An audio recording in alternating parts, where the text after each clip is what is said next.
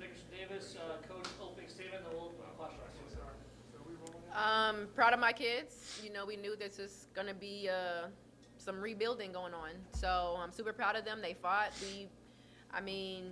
Had one bad quarter, and outside of that, we were really hanging with them. And they have a lot of vets on that team. And, yeah, I'm proud of my girls. All right, questions? Coach, they didn't quit, which is a good thing, right? Very good. So what do you tell them to learn from this experience? I just keep telling them to stay confident. You know, we're 2 games into the season, and I remember vividly last season being in trouble in the first non-conference games as well. But my girls, they found a way to find confidence in what we do, and that's where we need some leadership, some experience to come in. And, you know, once they can see the positives, then I think that we'll start to shoot up. But right now we are we're trying to get them just to keep their heads up. I'm super proud of them. I keep saying, you guys are fighting. You guys are fighting. We won the 4th quarter. We knew that we needed to shrink the gap. And now it's just really just getting them to believe that this team can be a very, very good team. VCU is largely intact from last year. Not completely, but and of course you guys are breaking in a new lineup. Did you see a big difference on that early? Did you see their experience in your youth sort of in that second quarter? In the second quarter, yeah, but I think the biggest thing was that Nyla got in foul trouble, right? So now you take our experience out of the game, and that is when our inexperience kind of shows up. You know, we brought Nyla in here to play very extensive minutes. We knew that we needed that veteran. Last year, we were a really good team. We were playing veterans a lot of minutes, you know. So, you know, I do think that kind of it stunted our momentum a bit when she got into foul trouble. We still tried to get her in the game, but it was hard for her to get into a rhythm, trying not to pick up that 3rd foul. So yeah, we definitely, in the first quarter we played. It was a 16-15 quarter, and then the moment Nyla got in foul trouble, that's kind of when our lack of experience kind of showed.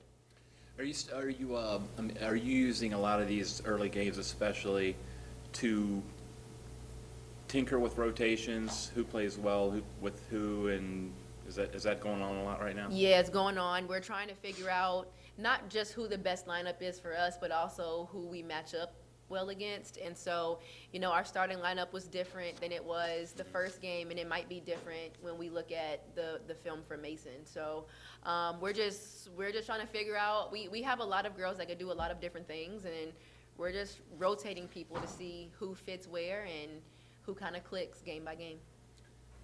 Nyla's been basically everything you expected in terms of what she can do offensively. 29 and 26, I knew that she would be able to score the basketball. I'm not going to sit here and say that I thought she would, you know, average almost 27 and a half points in the last 2 games. But, we brought her in here to score the basketball. She knew that. We knew that. Everybody knew that from day one. You know, we brought her in with her experience in the post, but not just that. She can pass the ball. She can rebound the ball. You know, today she had turnovers trying to dribble. But generally speaking, she makes the right read. She makes the right pass. And in one of our scrimmages, she had like 6 assists. So we know that there's a lot of things that she can bring to the table. At some point, she's not going to score this many points, and that's fine. I do think that she'll be able to impact the game in a lot of ways, and I think she'll be very fun to watch throughout the season. And Bella certainly seems to be a type of player who can score off the dribble. Absolutely, and you know, she's got to find places where she can get more shots too. A lot of her shots are highly contested. You know, it's just going to be us playing together more, honestly. You know, it's going to take time. It's going to take time to build the chemistry. They have the want to. They're in the gym all the time. We're still not hitting threes very well. Once we start hitting threes, I mean, the sky is the limit for our offense. So, I mean, Bella is another person that we knew that she would be scoring when she got here. So we just have to find a way to get her a couple more shots, but easier shots as well.